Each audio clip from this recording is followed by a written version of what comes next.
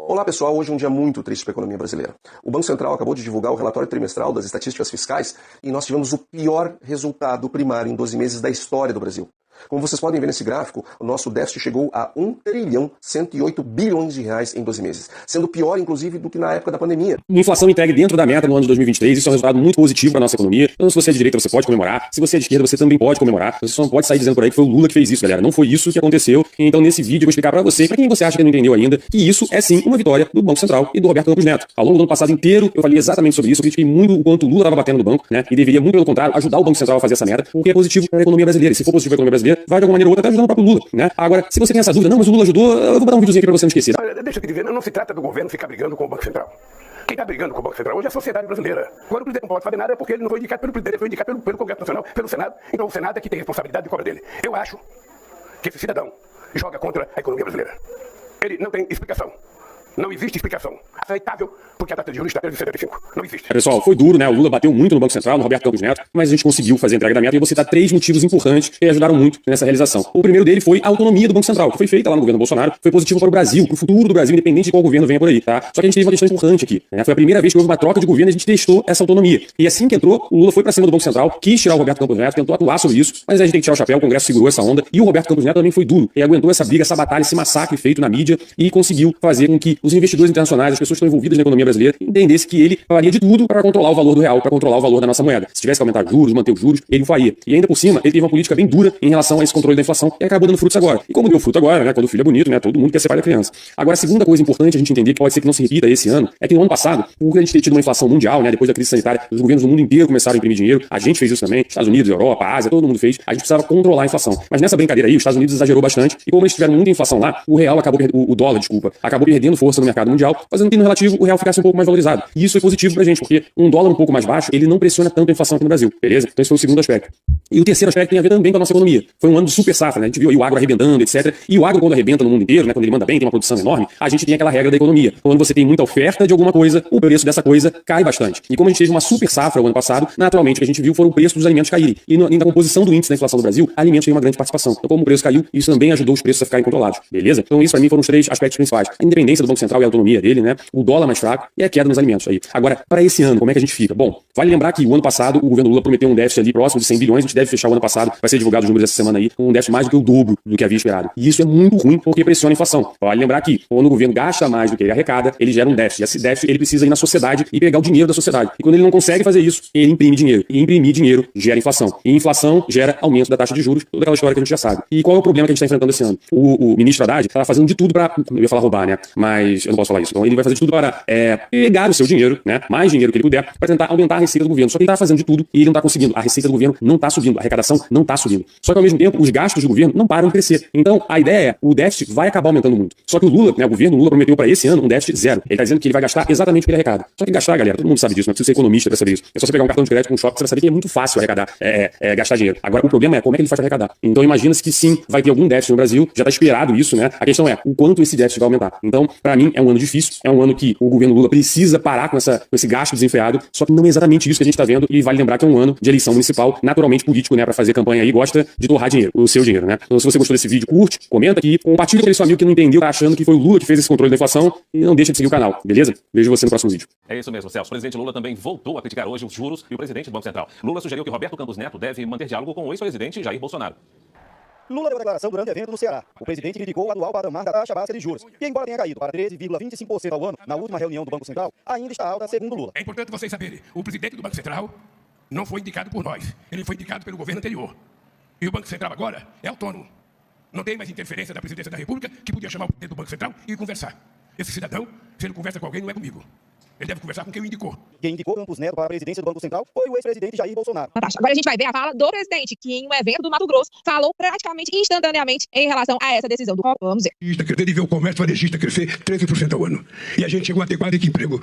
Hoje nós temos o menor nível de emprego, a inflação está controlada, só falta a gente reduzir a taxa de juros, que não depende só do governo, mas que a gente vai conseguir também. Pouco depois da fala do presidente Lula dizendo que para a economia melhorar só falta baixar a taxa de juros, pois é, o Copom, um comitê de política monetária, decidiu manter pela segunda vez consecutiva a taxa de juros, que é a taxa Selic, em 10,5%. Depois de 7 quedas, né? Claro que o governo queria que essa decisão fosse positiva para a economia, reduzindo os juros. Mas, na verdade, a maior expectativa daqui para o fim do ano é que se mantenha em 10,5% e ainda com a projeção de aumentar no início do ano que vem. A decisão foi unânime, incluindo, inclusive, claro, os representantes, né, os indicados, na verdade, do governo, dentre eles Gabriel Galípolo, que é o mais cotado para essa indicação de Lula para ser o próximo presidente do Banco Central. Em nota, o Copom disse que o que interferiu, que é preciso ficar em acompanhamento diligente, é a questão da alta do dólar, que seria um cenário global instável, de acordo com eles, e também um cenário doméstico resiliente na atividade econômica. E por conta disso, por cautela e também para controlar a inflação, que tem uma projeção de alta no primeiro trimestre de 2025 entre 4% e 4,2%, é que estava mantendo a mesma taxa. Primeiro, ele está apostando bastante na fake news, né? Ele costuma acusar a fake news dos adversários, mas ele não tem nenhum problema em difundir fake news. Essa história de quem não tem nenhuma explicação é só para quem não leu nenhuma ata do Copom.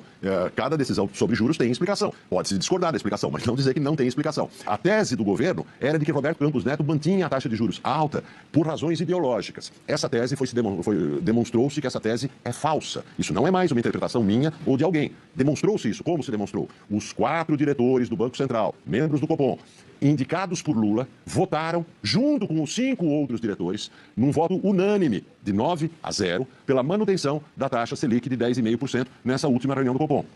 Como então dizer que é sabotagem, como diz Lula, de Roberto Campos Neto, se os diretores indicados pelo governo também votaram a favor da manutenção da taxa de juros? Unanimidade, o Copom mantém a Selic em 10,5%. Manteve. Terceira maior do mundo. Carta capital.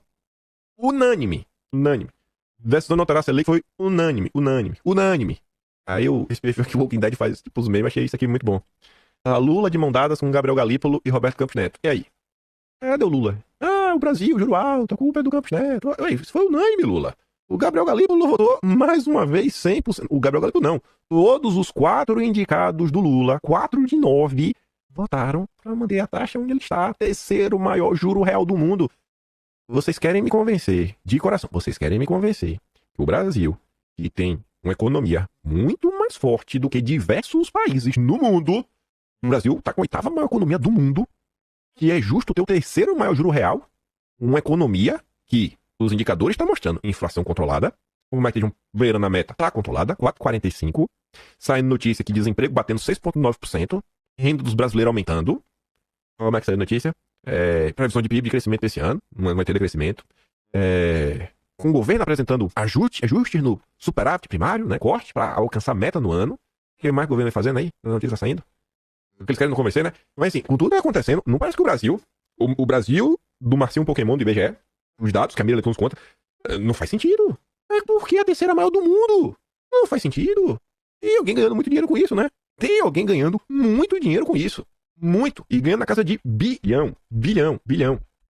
A inflação está controlada, só falta a gente reduzir a taxa de juros, que não depende só do governo, mas que a gente vai conseguir também. Essa crítica faz sentido? Bom, olhando friamente, até que faz sentido. Mas claro que não adianta só olhar para o valor da taxa Selic absoluta e começar a tirar suposições. A gente precisa fazer mais algumas comparações e tentar entender o porquê que a Selic não consegue cair mais. Na verdade, existem 2 grandes motivos do porquê a Selic não consegue cair mais. O primeiro ponto se chama risco fiscal. Se você não sabe o que é risco fiscal de um país, imagina que o Brasil é uma grande família que precisa administrar o seu dinheiro para pagar as contas todo mês. O risco fiscal é como se essa família gastasse mais do que ela ganha. Então é uma família que está pegando dinheiro emprestado o tempo todo. O problema é que se a família continuar fazendo isso, os credores podem começar a cobrar juros mais altos ou até parar de emprestar dinheiro. Então o risco fiscal é o medo de que o governo não consiga controlar os gastos. Na última carta da reunião do Banco Central, o Copom disse o seguinte: o comitê monitora com atenção como os desenvolvimentos recentes da política fiscal impactam a política monetária e os ativos financeiros. O comitê reafirma que uma política fiscal crível e comprometida com a sustentabilidade da dívida contribui para a ancoragem das expectativas de inflação e para a redução dos prêmios de risco dos ativos financeiros, consequentemente impactando a política monetária. O que o Copom quis dizer aqui é que enquanto o governo não controla os gastos públicos, vai ser difícil abaixar a taxa de juros. E para piorar toda a situação, as contas do governo tiveram um rombo de 68,7 bilhões no primeiro semestre de 24. Isso é o pior resultado das contas públicas desde 2020, segundo os dados do próprio Tesouro Nacional. Do outro lado do cabo de guerra, o governo diz que como os juros no Brasil tá alto, isso faz com que os juros da dívida fiquem menor. Esse daqui é o primeiro problema que o governo precisa de alguma forma controlar para fazer com que a Selic caia cada vez mais. O segundo problema são os juros americanos, porque se você pegar umas notícias de um ano atrás, você vai ver que o FONC, o equivalente ao Copom aqui no Brasil, vira e mexe tá dizendo que a taxa de juros ia cair por lá. E adivinha o que aconteceu? Nada. O FONC acabou adiando essa onda de corte de juros. O mundo inteiro tava com a expectativa de que o corte de juros ia começar no primeiro semestre, depois no segundo semestre, mas a verdade é que a expectativa de corte só tá prevista lá para setembro. Isso se de fato acontecer. Agora você deve estar se perguntando: beleza, Thiago, mas o que a taxa de juros nos Estados Unidos tem a ver com a taxa de juros aqui no Brasil? Vou tentar fazer uma analogia aqui para você entender. Vou imaginar que os juros são como o preço do hambúrguer numa hamburgueria. No Brasil, a hamburgueria quer baixar o preço do hambúrguer para atrair mais clientes. O problema é que aqui os hambúrgueres não têm a mesma qualidade que os dos Estados Unidos. Primeiro, que se você comer, pode acabar tendo dor de barriga, passar mal. Então é aquele baratão que pode dar muito bom, pode dar muito ruim. Como a qualidade da hamburgueria dos Estados Unidos é melhor, a hamburgueria brasileira precisa baixar muito o preço do hambúrguer e compensar essa menor qualidade. E mesmo que os hambúrgueres nos Estados Unidos sejam mais caros, os clientes preferem pagar mais, porque sabem que estão recebendo um produto melhor e mais seguro. Os nossos juros é a mesma coisa. Se o Brasil está pagando 5% ao ano acima da inflação, se os Estados Unidos está pagando 5% ao ano acima da inflação, qual você vai preferir? Você vai preferir investir nos Estados Unidos. A qualidade do hambúrguer é melhor. E daí o que acontece? Todo mundo começa a comprar hambúrguer nos Estados Unidos, o Brasil deixa de receber dinheiro. Menos dólares vão entrar no país e, consequentemente, o dólar sobe. Mas se os Estados Unidos estivessem pagando 5% e a gente, aqui no Brasil, pagando 8% ao ano, bom, aí já tem uma coisa um pouquinho mais parelha aqui. Você pode arriscar no hambúrguer do Brasil, por mais que o país seja mais arriscado e tenha todos os problemas que a gente já conhece, ele está pagando mais. Então perceba que enquanto essa taxa de juros americana permanecer no patamar alto, vai ficar muito difícil para o Copom diminuir a taxa de juros. Porque quando esse diferencial de juros diminui, compensa mais para o investidor investindo fora nos Estados Unidos. Não é à toa que o dólar, desde o começo do ano, subiu mais de 15% e está batendo a casa dos 5,62.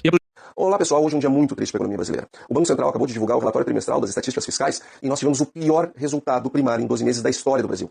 Como vocês podem ver nesse gráfico, o nosso déficit chegou a 1.108 bilhões de reais em 12 meses, sendo pior inclusive do que na época da pandemia. Nós tínhamos uma pandemia no mundo e optamos por fechar a economia para salvar a saúde e aí então tinha que os governos injetarem muita liquidez e se faz com dívida. Agora nós não temos pandemia. E nós não conseguimos também entender qual é o benefício que estamos tendo com esse endividamento todo. Saúde não está melhorando, educação não está melhorando, segurança não está melhorando. O que está melhorando? Pessoal, nós estamos perdendo o controle da economia. E as grandes crises que acontecem em países emergentes, elas geralmente têm origem no lado fiscal. Nós estamos gastando mais de 800 bilhões de reais pagando juros. E esses juros nós pagamos mais porque fazemos mais dívidas. E aí eu pergunto, quanto mais a gente faz dívida, mais eu pago juro, menos sobra para a saúde, para a educação, para a segurança, e para a infraestrutura e para as outras coisas que são importantes para a minha vida e para a sua vida.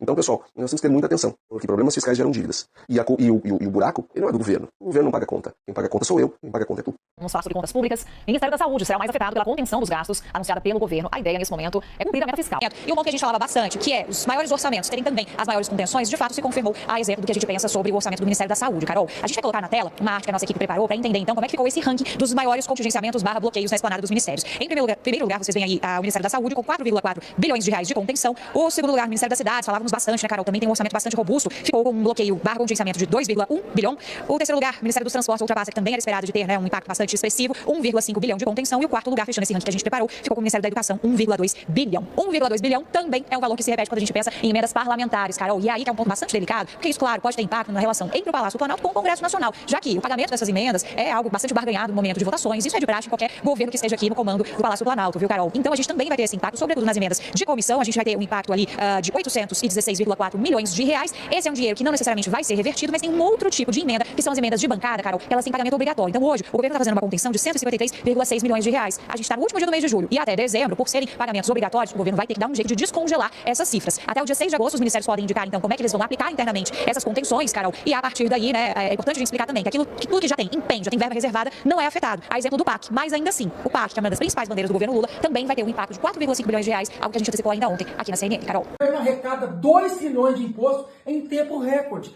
Tá comemorando, soltando foguete que arrecadou 2 trilhões. Mas sabe quem tá pagando essa conta? O povo. Vamos pra cima, tamo junto.